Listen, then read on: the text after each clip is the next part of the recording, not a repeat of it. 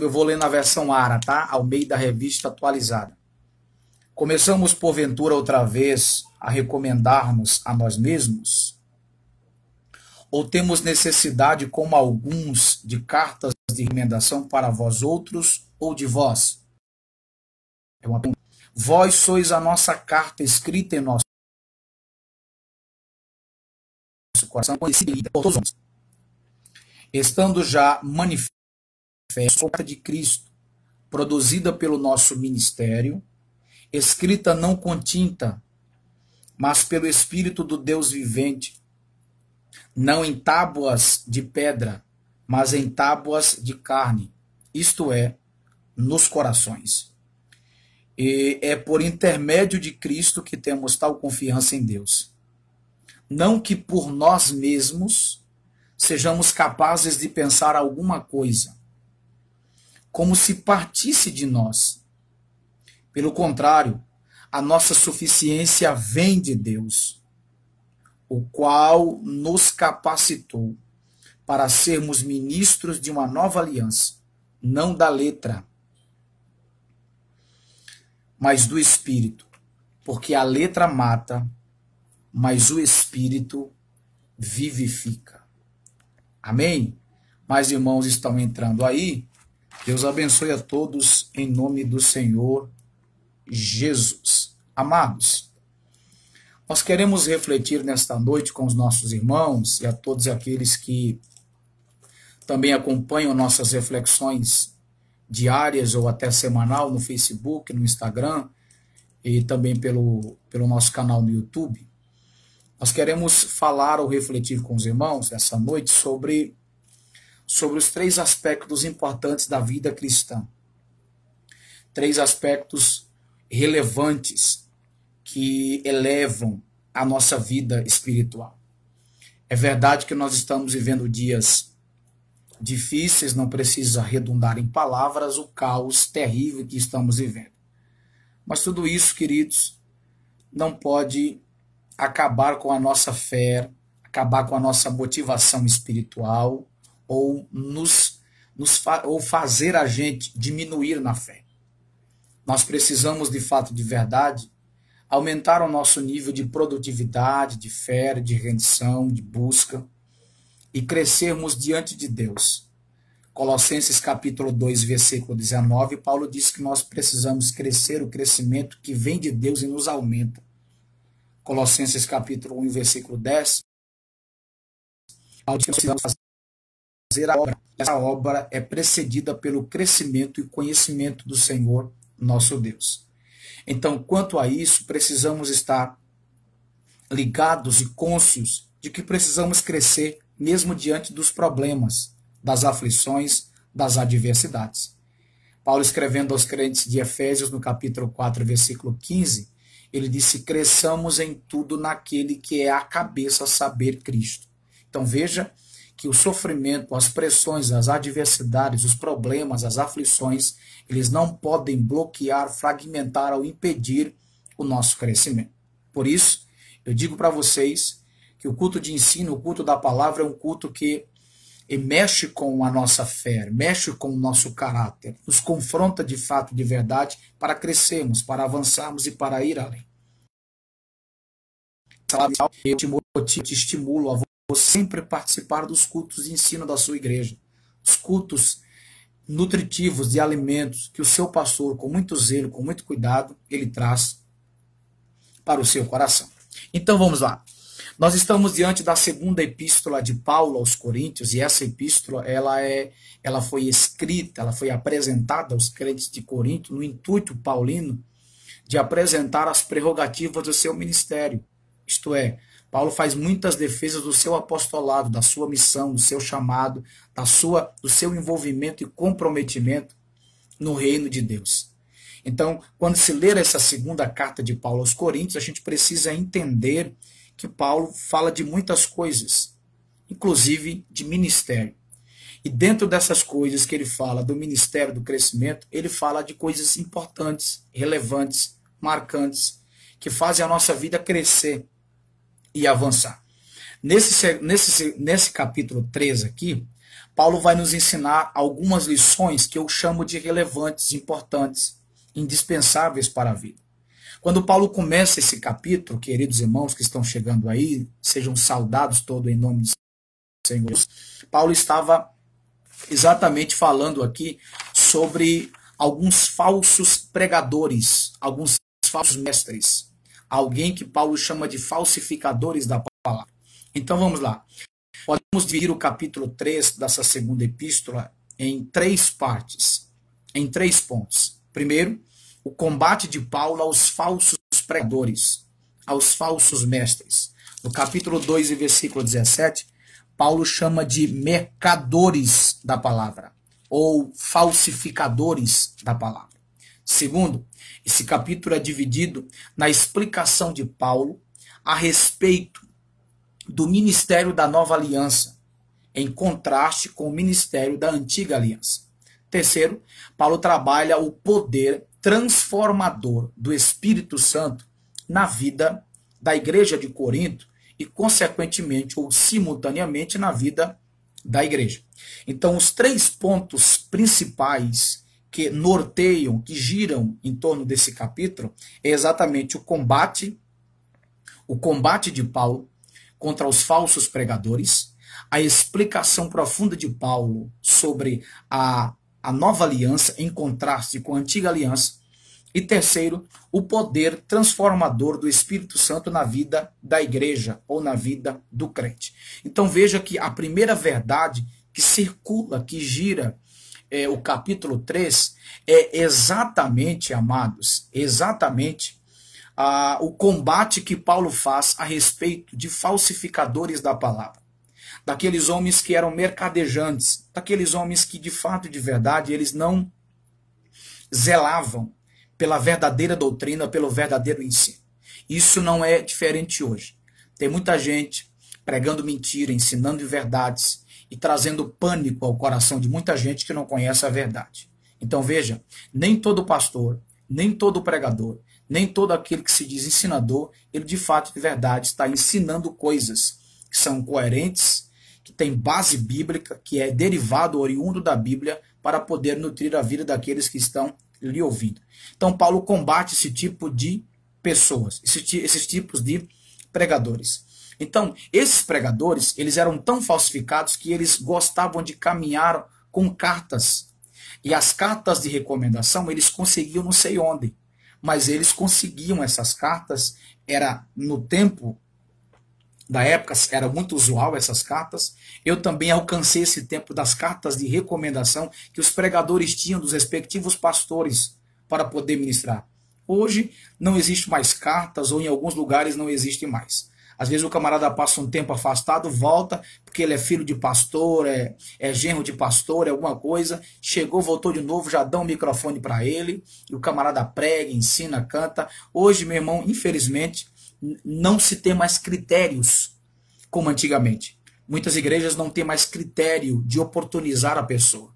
Tá? Então, é preciso que voltemos ao tempo dos antigos em relação a cartas de recomendação. Isso é muito interessante.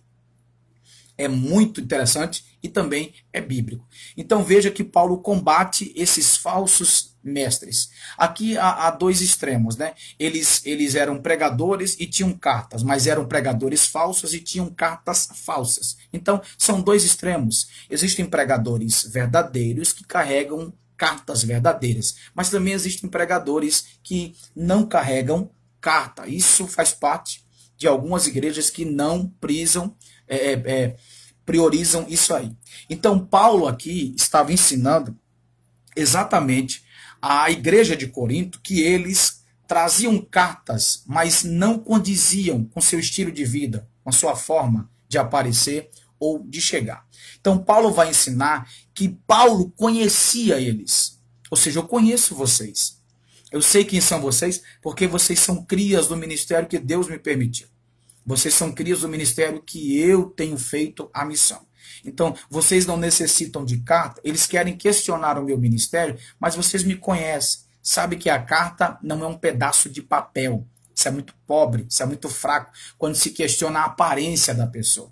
E aqui a gente vai uma coisa, tem gente que aparenta ser, mas no fundo, não é. Então, Paulo mostra para eles que o ministério verdadeiro, uma vida cristã verdadeira, ela não é examinada de fora para dentro, mas de dentro para fora. Por isso, Paulo vai falar da primeira relevância, que é a relevância de dentro, a relevância do coração. Então, veja, queridos, que aqui nós aprendemos a primeira verdade estampada, examinada, explicada pelo apóstolo. Assim, ó, de carta de recomendação, não.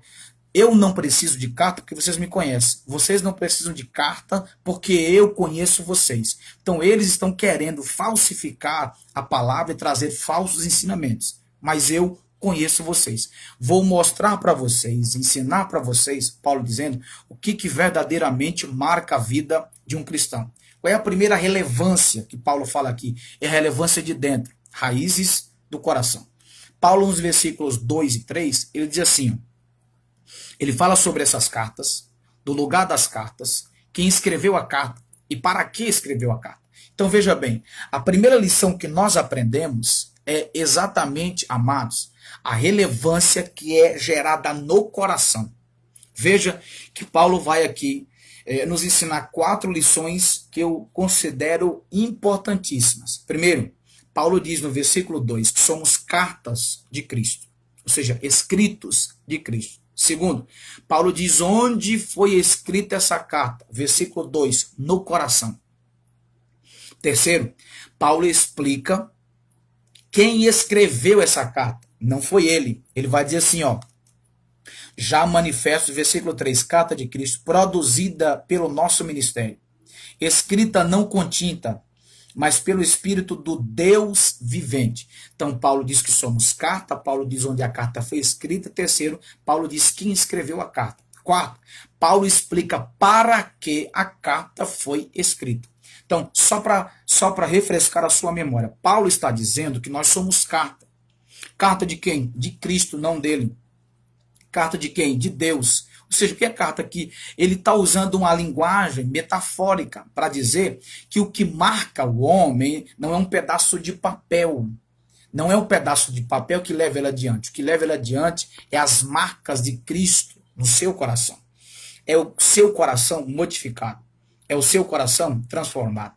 É o seu coração tratado. E nós vamos falar exatamente sobre isso. Então, Paulo aqui mostra exatamente sobre cartas que somos nós. E Paulo diz que essa carta foi escrita no coração. Quem escreveu essa carta foi o próprio Deus. Ele diz aqui, ó, produzida pelo nosso ministério. Não em tábuas de pedra, mas em tábuas de carne. Escrito pelo Deus vivente. Eu acho interessante que Paulo, ele era um homem de um conhecimento tão extraordinário, mas ele não falava no singular. Quando Paulo tratava de assuntos profundos e importantes, ele nunca se colocava eu fiz. Eu acho muito interessante. Ele poderia muito dizer assim, ó, produzida pelo meu ministério. Mas Paulo diz produzida pelo nosso ministério. Porque aqui está englobado tanto o ministério dele como o ministério dos apóstolos. E Paulo entendia cabalmente que ninguém pode trabalhar só. Então você, meu irmão, você, minha irmã, que é líder, que está nos assistindo aí, entenda uma coisa, ninguém pode trabalhar só. Ninguém. Nem o próprio Cristo trabalhou só. Ninguém é capaz de trabalhar sozinho e ser tão produtivo. Então, quando Paulo diz produzida pelo nosso ministério, ele está pluralizando. Pluralizando, ou seja, não é só eu que prego, não sou eu que ensino, não é só eu que lidero. Ou seja, antes de eu chegar aqui, alguém semeou, alguém plantou, alguém pregou, alguém ensinou. Então, o ministério é fruto de raízes que já foram lançadas.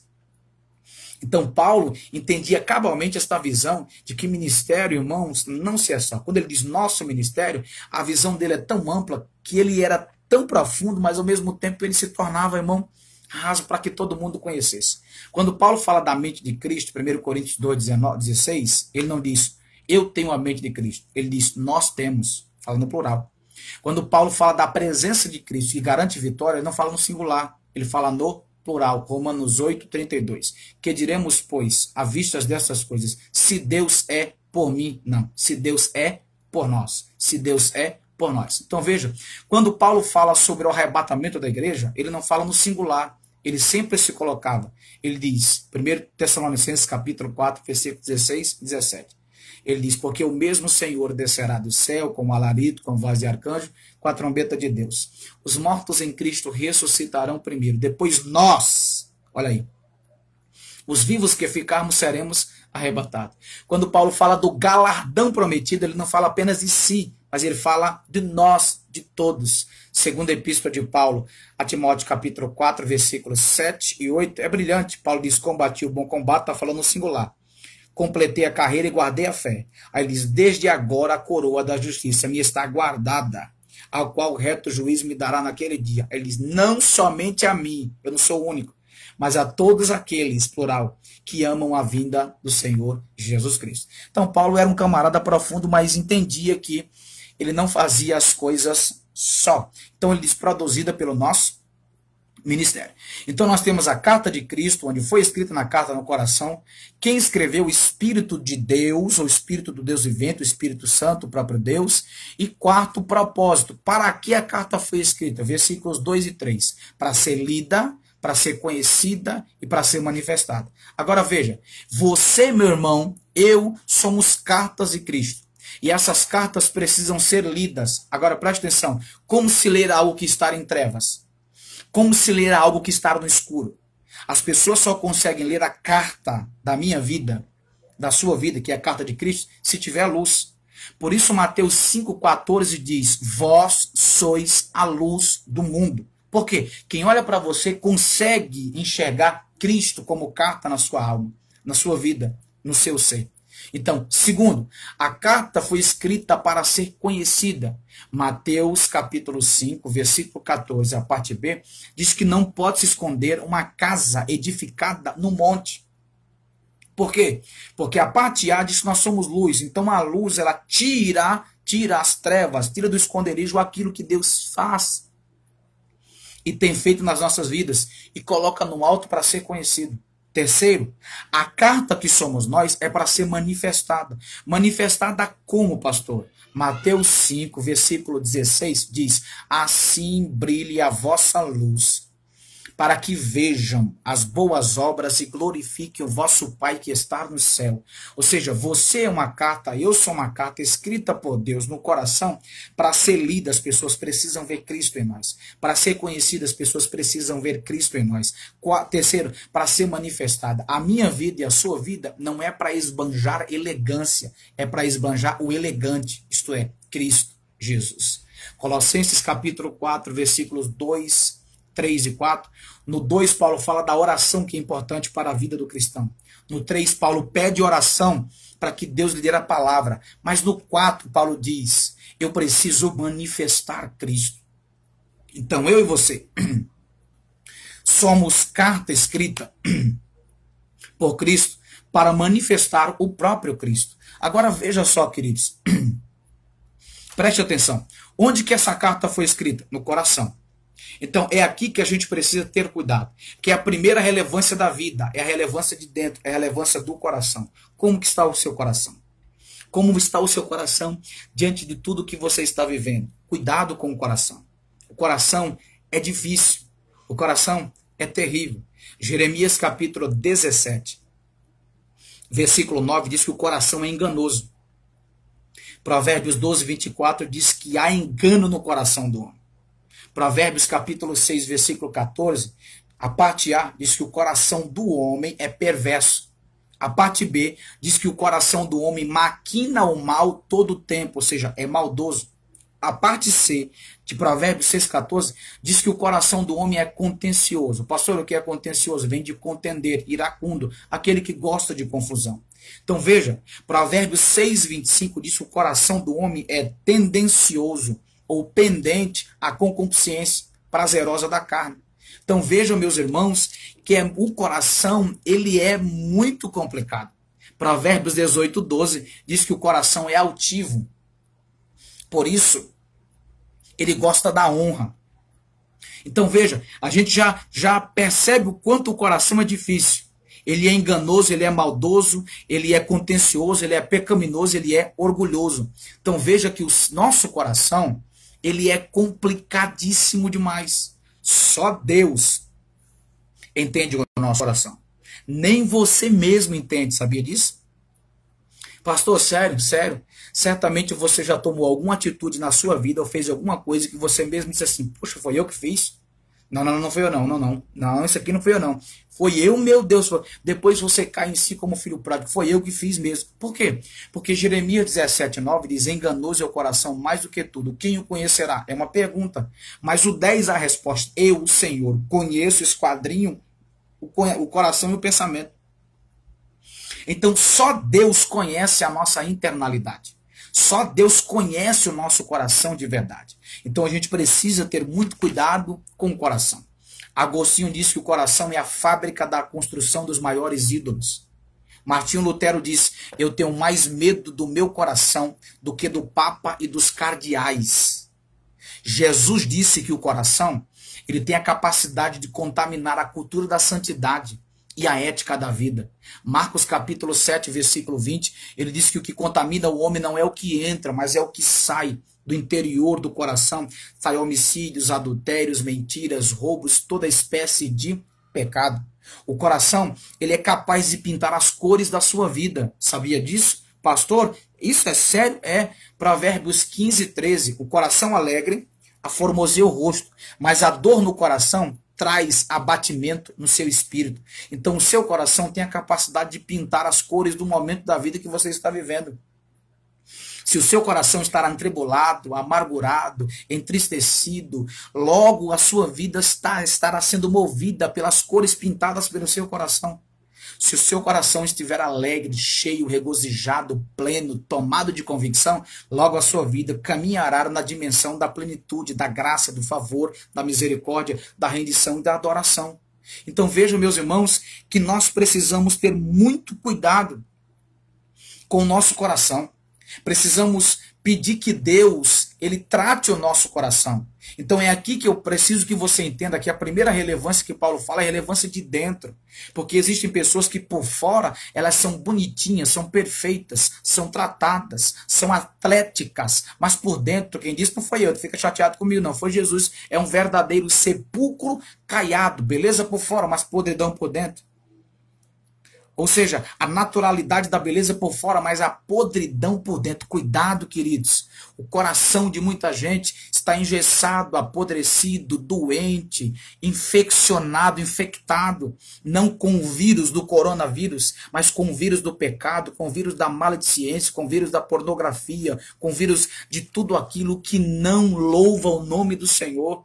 Então precisamos que o nosso coração seja tratado. Entendo nessa pandemia, Deus está tratando. Deus não está brincando de roleta russa com a humanidade. Deus está tratando a nossa vida. Deus está extraindo as raízes da malignidade, da perversidade, da maldade, sabe, do orgulho. E está mexendo conosco, extraindo tudo aquilo que não lhe agrada. O oleiro está movendo a sua mão sobre nós.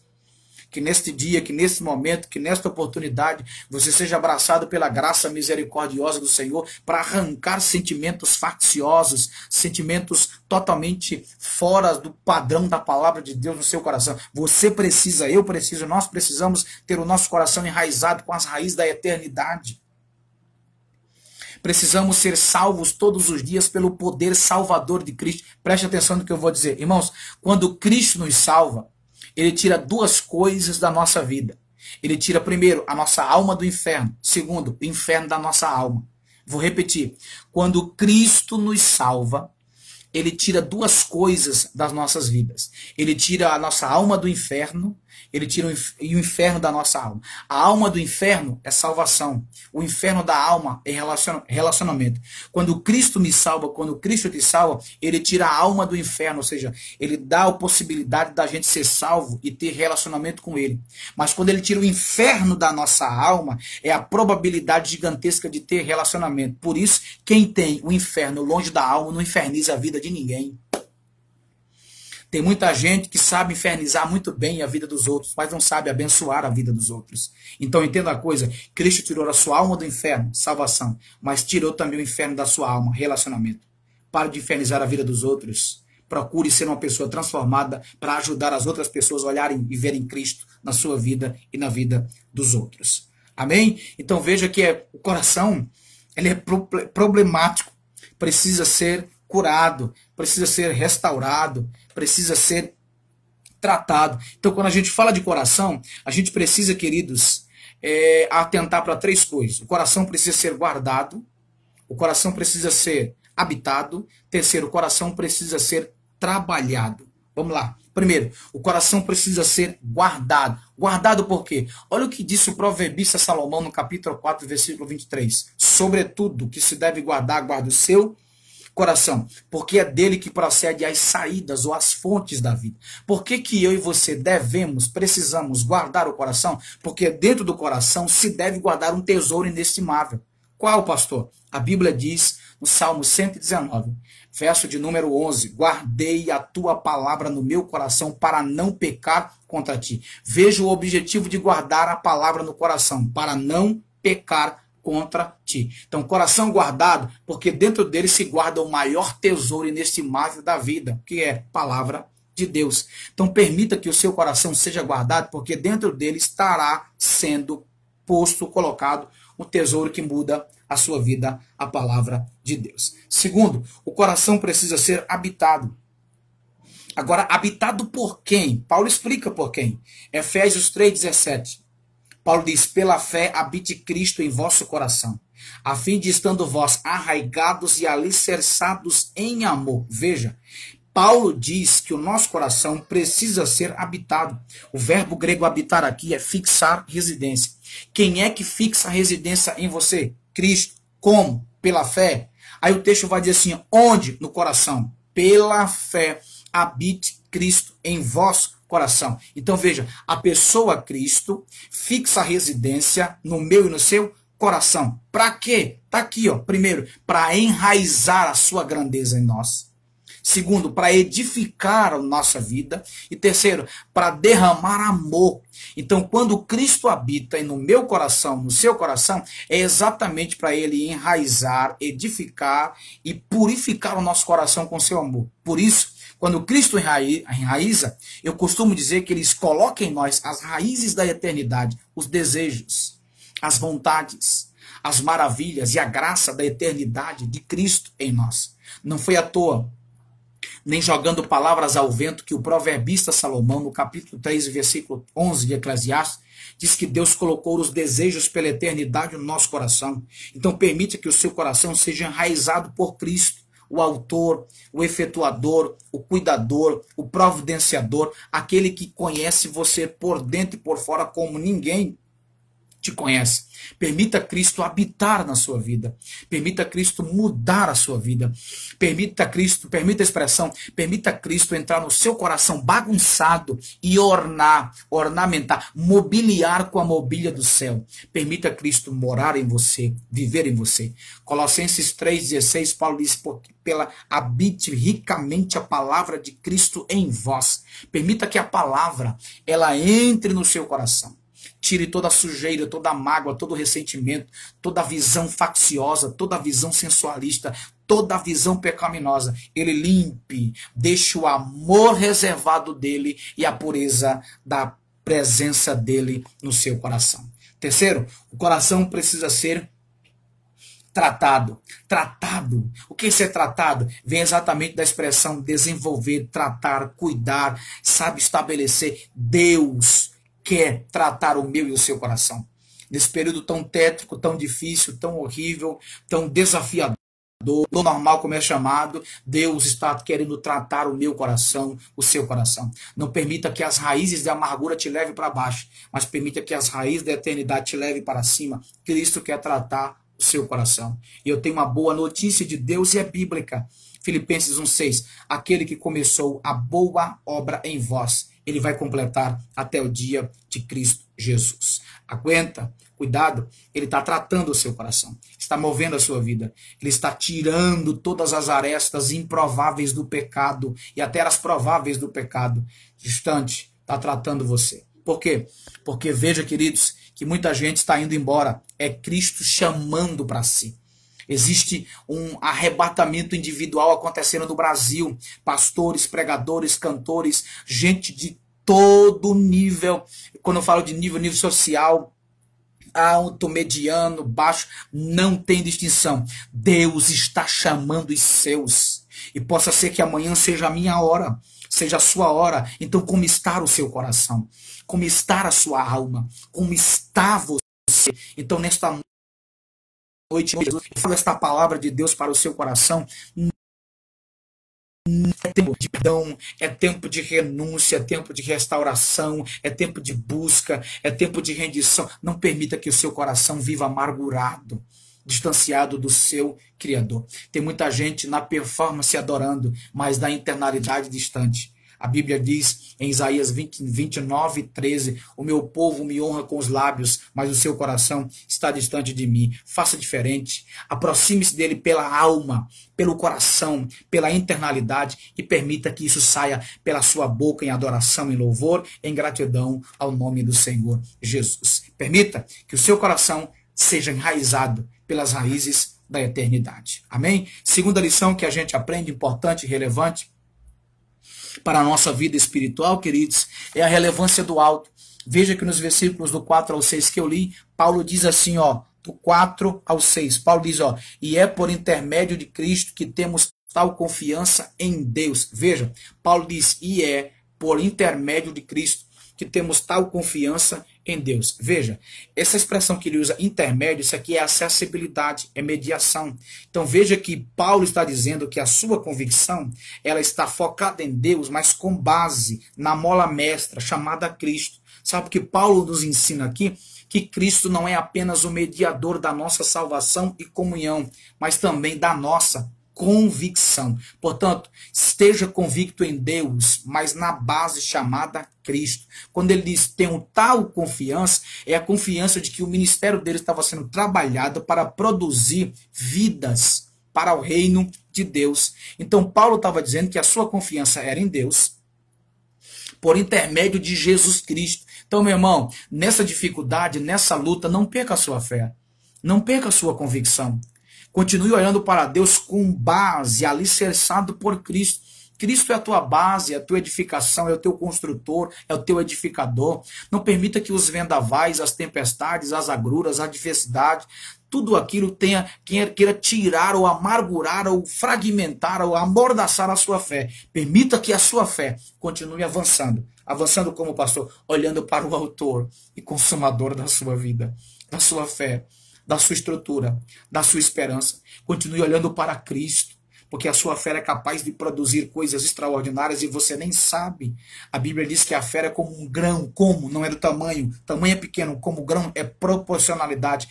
Começa pequeno, mas ela vai crescendo de proporção gigantesca e os milagres vão aparecendo, as vitórias, as curas, as providências vão chegando. Em nome de Jesus, continue crendo, porque Deus vai continuar fazendo coisas maravilhosas, significativas na sua vida, no seu casamento e na sua família. Então Paulo diz, olha, e é por intermédio de Cristo que temos tal confiança em Deus. Aí ele vai falar da relevância do alto, que é dependência. Paulo vai dizer assim, ó, não que por nós mesmos sejamos capazes de pensar alguma coisa, como se partisse de nós mesmos. Paulo diz, pelo contrário, a nossa capacidade vem de Deus, o qual nos capacitou para sermos ministros de uma nova aliança. Que lição primorosa Paulo nos dá aqui. Qual é a lição, pastor? A lição da dependência. Veja, Paulo era extraordinário. Paulo era um homem, queridos, que se a gente for buscar palavras para descrever a intelectualidade, a veia gigante da mente de Paulo, não conseguimos. Paulo tinha tanto preparo, Paulo era tão alto, tão elevado no conhecimento, que em Atos 26, 24, Festo gritou diante de uma explanação de Paulo a respeito da sua conversão, e ele disse, Paulo, as muitas letras te fazem delirar, você é louco, você está delirando. Paulo disse, não, eu estou comentando o episódio marcante da minha vida, ele me transformou, ele mudou a minha vida, não sou louco, e se for, que seja louco por Cristo. Por isso que lá na frente, em 1 Coríntios capítulo 4, versículo 10, Paulo diz, eles são sábios, ele quem? Os críticos, os questionadores. Aí Paulo diz, nós somos loucos por amor a Cristo. Você é louco por Jesus, meu irmão?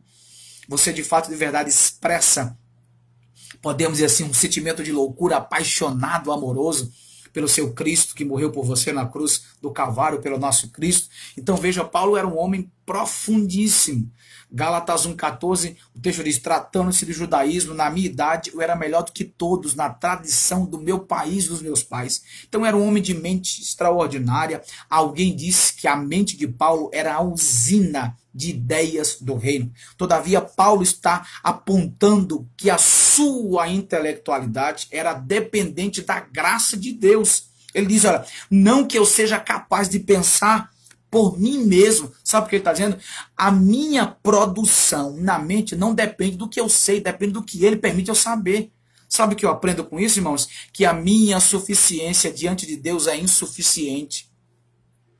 Que a minha suficiência diante de Deus é insuficiente. Aprenda a depender de Deus. Não seja naturalista. Não seja conformista. Seja, irmãos, inconformado com você mesmo e aprenda a depender daquele que tem o controle de tudo e de todos. Paulo está dizendo, eu dependo dele para comer, para beber, para tudo aqui. Ó. É Paulo que está dizendo, não que eu possa pensar de mim mesmo alguma coisa. Então, é interessante que Paulo aqui nos ensina pelo menos 3 lições. Consciência, insuficiência e inteligência. Consciência, ele diz assim, ó, não sou capaz. É interessante demais. Suficiência, ele diz, não vem de mim, vem de Deus. Inteligência, no versículo 6, é ele quem me dá, é ele quem me capacita.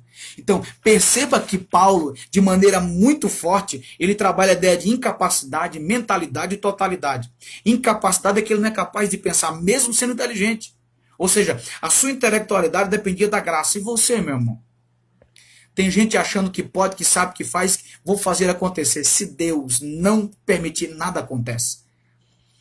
Não seja orgulhoso ao ponto de achar que você sabe tanto que não precisa saber mais. Porque, volto a repetir, a nossa suficiência diante dele é insuficiente. Então, Paulo apresenta aqui, irmãos, 3 palavras que eu acho brilhante. Paulo fala de capacidade e seus correlatos. Ele fala capazes, versículo 4. Versículo 5, ou melhor, capacidade, versículo 5, e capacitou, versículo 6. Capazes, ele diz, não somos, de modo algum para pensar. Capacidade fala da origem, vem de Deus. E capacitou, versículo 6, ele fala da ação da capacidade de Deus para poder produzir vidas, ou produtividade nas vidas. Então veja que Paulo aqui fala da sua insuficiência para pensar. Ele fala da capacidade para ministrar e ele fala do espírito para vivificar. Ou seja, eu e você precisamos ser, como Paulo, como dependentes de Deus. Dependentes para pregar, para ensinar, para cantar, para viver, para trabalhar. Dependentes de Deus para tudo, meu irmão. Temos que aprender a depender de Deus. E esse é um das matérias teológicas práticas mais difíceis da vida cristã. Qual, pastor? Depender de Deus.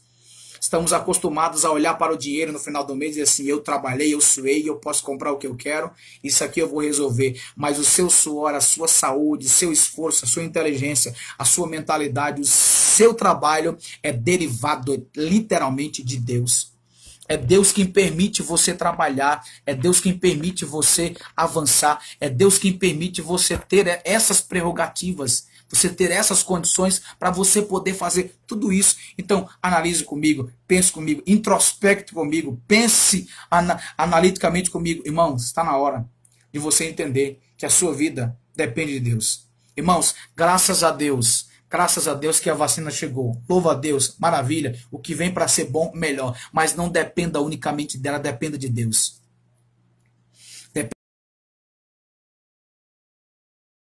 Dependa de Deus. O trabalho desonesto, o trabalho vai embora. Tudo vai por água abaixo. Mas Deus não se mexe. Deus não é movido pelas circunstâncias. A Bíblia diz em Malaquias 3,6, eu sou o Senhor e não mudo. Hebreus 13,8 diz, Jesus Cristo é o mesmo ontem, hoje e eternamente. Tiago 1,17 diz, toda boa dádiva e todo dom perfeito vem lá do alto, descendo do Pai das luzes, em quem não há sombra e nem mudança de variação. O que o irmão de Jesus, chamado Tiago, nos ensina é que varia e muda tudo. Tudo sofre mudança. Eu, você. Mas Deus não. Deus é invariável, imutável, eterno. Ninguém desloca Deus, ninguém pega Deus de surpresa, ninguém chega para Deus e fala assim, Deus te peguei. Não, não, não, não, não. Deus é grande, maior que a grandeza imaginável de qualquer pessoa. Então dependa dele. Faça como José era em Gênesis 41, 16, 17, quando estava diante de Faraó. Fiquei sabendo, vou usar um termo coloquial, fiquei sabendo que você é o cara, você revela tudo, você diz tudo. José disse, isso não está em mim. Isso vem de Deus. Se ele quiser, ele diz. Se ele me mostrar, eu falo. Se não, eu dependo dele. Lembra de Moisés? Em Êxodo 33, versículo 14 e 15. Se a tua presença não for comigo, ou não for conosco, não nos faça subir daqui. Não quero chegar em lugar nenhum sem a tua presença. Eu dependo dela. É a tua presença que me motiva. É a tua presença que me guarda. É a tua presença que me leva adiante. Dependa de Deus. Dependa de Deus, dependa de Deus. Lembra de Pedro, melhor dizendo, em Lucas 5:5? Trabalhou a noite inteira, nada pescou. Jesus disse, lançai a rede. Ele disse, por que mandas? Ou debaixo da tua palavra lançarei as redes. Olha que dependência. Ou seja, trabalhei e não consegui, me frustrei. Mas o Senhor manda, eu faço. Sabe o que é isso? Depende daquele que controla os peixes, o mar. Vai chegar a providência na sua casa, meu irmão. Creia. Deus vai usar alguém para cuidar da sua família, para cuidar de você. Deus não desampara os seus. Vai ter hora que ele vai mandar o corvo chegar aí, como mandou para Elias. Vai ter hora que ele vai usar a viúva para você, mas tem hora que ele vai prover sobrenaturalmente o anjo, levando comida para Elias. Então creia que Deus vai providenciar na sua vida coisas grandiosas, maravilhosas, poderosas, por intermédio da sua palavra. O próprio apóstolo Paulo, ele nos ensina aqui que nós precisamos ser dependentes. Isso, irmã Jandira, nós somos dependentes de Deus. Não adianta, não podemos ir para lugar nenhum sem ele. João 15:15, Jesus disse, sem mim nada podeis fazer. Sem mim nada podeis fazer. Qualquer atitude tem que ser uma atitude totalmente dobrada, rendida à autorização do Deus que controla as nossas existências em todos os aspectos. Então Paulo nos ensina que precisamos depender de Deus para pregar, para cantar, depender de Deus para tudo. Então, meu irmão, dependa de Deus. Paulo está dizendo aqui, eu não posso pensar de mim mesmo, por mais que ele fosse um cara altamente intelectual, preparado, elevadíssimo, mas ele disse, a minha capacidade não vem de mim, vem dele. É ele quem capacita. Por falar nisso, queridos, eu quero liberar uma palavra bíblica de Deus para o seu coração. Você pode estar pensando, meu Deus, e como é que vai ser as coisas? Eu não sei de onde vai acontecer, de onde virá. Deus te dará inteligência suficiente para você enxergar e entender que Deus está trabalhando mesmo nos períodos adversos da sua vida. Mesmo nos períodos chocantes. Mesmo os períodos, sabe, que choca a fé com a razão. Afinal de contas, elas são distintas, mas às vezes elas trabalham juntas. A gente olha para o óbvio, que é a razão, mas a fé enxerga muito mais, que além da razão, ela vai lá para o invisível e consegue enxergar dentro do invisível a solução de Deus para a nossa vida. Aleluia! Então, em nome de Jesus, não caminhe pela vista, conforme 2 Coríntios 5:7, mas caminhe pela fé, enxergando que Deus é capaz de fazer coisas extraordinárias na sua vida, no seu ministério, na sua chamada, na sua liderança, no seu casamento, na vida do seu filho. Você, minha irmã, que precisa de uma intervenção de Deus na vida do seu filho, creia, Deus ainda vai tratar com ele, vai trazer ele, sabe? Talvez Deus faça, como está escrito lá no Evangelho de Marcos, maniete o valente, sabe? E Deus traga ele e mostre quanto ele é grande, soberano, através das suas orações. Então aprenda a depender de Deus. É muito difícil entrar na dependência. Eu falo para vocês com propriedade. Faz 3 anos que eu vivo pela dependência de Deus. É Deus quem cuida de mim, da minha família, da nossa família. Eu dizia, Deus, eu não quero isso. Não, Deus. Eu não quero isso não. Mas Deus tem as suas formas, aleluia, de trabalhar. Então, irmãos, Deus é quem cuida, Deus é quem trata, tá? Eu estou dizendo para vocês que eu sou prova do cuidado de Deus. A minha família, a minha casa é prova do cuidado de Deus. Deus supre, Deus cuida. Deus permite coisas acontecerem que você fica assim, de boca aberta, sabe, irmão? Sabe aquele episódio bíblico que marcou a vida de Pedro, lá em Atos 12? Ele estava separado para morrer e Deus enviou o anjo, saiu pelas portas. É ali que dizem alguém que surgiu o controle remoto, porque as portas se abriam automaticamente. Quando ele chegou lá fora da prisão, lá no quarteirão, o texto diz que o anjo se ausentou dele, ele disse, e ele estava como que não acreditando. É dessa mesma forma que eu tenho vivido, Deus tem feito, vai fazer com você. Deus vai marcar a tua vida esse ano ainda, através do cuidado providencial dele, que você vai olhar assim, vai coçar a cabeça e vai dizer, nossa, meu Deus, que é isso? Como que isso aconteceu? Como chegou aqui em casa? Como eu consegui isso? É a bondade de Deus. Quando você depende dele, ele cuida. Ele cuida. Ele cuida. Por isso ele diz, olha, vinde após mim. Ou seja, vinde após mim, venha a mim, deixa eu te tratar, mas ande sempre atrás de mim, eu vou te guiar, eu vou cuidar, eu vou fazer coisas acontecerem na sua vida, em nome de Jesus. Irmãos, eu sinto a liberdade espiritual, bíblica, elevada do Espírito, para dizer para você essa noite, continue crendo. Deus vai continuar dando, agindo na sua vida poderosamente, em nome do Senhor Jesus. Amém? Para finalizar a nossa reflexão de hoje, a terceira relevância que nós aprendemos é a relevância do novo, da transformação. Paulo fala aqui, no versículo 17, ora, o Senhor é o Espírito, e onde está o Espírito, o Senhor, a liberdade. Ao 18 ele diz, e todos nós com o rosto desvendado, contemplando como espelho a glória do Senhor, somos transformados de glória em glória na mesma imagem, como pelo Espírito, ou como pelo Senhor, o Espírito. Então, a primeira relevância que a gente aprende é de dentro, do coração. Permita Deus tratar ele, permita Deus habitar nele. Segunda relevância, a relevância do alto, é da dependência. Não pense que você sabe, que você conhece, que você tem, que você vai. Dependa unicamente daquele que conhece a tua alma por dentro e por fora. Terceiro, é a relevância da transformação. É a relevância do alto, do novo, ou seja, precisamos ser transformados de glória em glória, de glória em glória. Paulo é muito profundo aqui, irmãos, porque ele enxerga uma profundidade na experiência de Moisés. Ele faz um contraste da experiência que Moisés teve lá no monte com a experiência que a igreja de Corinto e a igreja atual precisa viver. Paulo enxergou muito mais além.